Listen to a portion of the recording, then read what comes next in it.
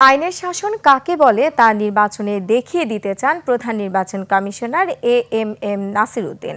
বলেছেন, নির্বাচনী কর্মকর্তাদের যে আইনি ক্ষমতা দেয়া হয়েছে তা ব্যবহার করা না হলে সেটা হবে অপরাধ।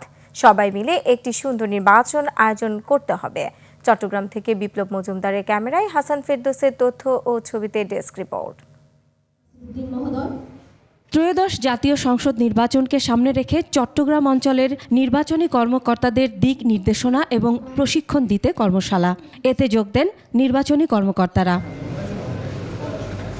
প্রধান নির্বাচন কমিশনার বলেন, ভোট গ্রহণের কর্মকর্তাদের ক্ষমতায়িত করা হচ্ছে।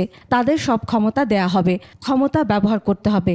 যদি ক্ষমতা ব্যবহার না করেন তাহলে এটা কিন্তু আমরা অপরাধ হিসাবে নেব।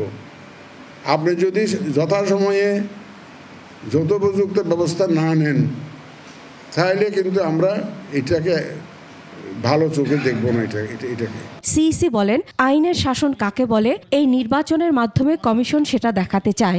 এতে দায়িত্বশীল কর্মকর্তাদের ভূমিকা অত্যন্ত গুরুত্বপূর্ণ। যে আইনের শাসন কাকে বলে এটা আমরা এই ইলেকশনে, এই নির্বাচনে দেখাতে চাই। তাতে যা হবে, election commission will be beside you, election commission will be behind you, election commission will be with you.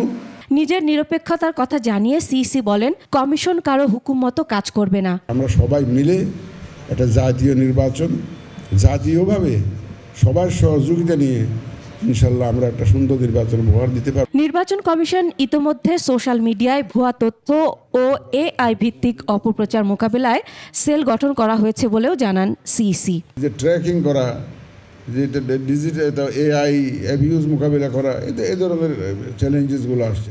Masum আলিসা, desk report, 21 television. দেখা যাচ্ছে যে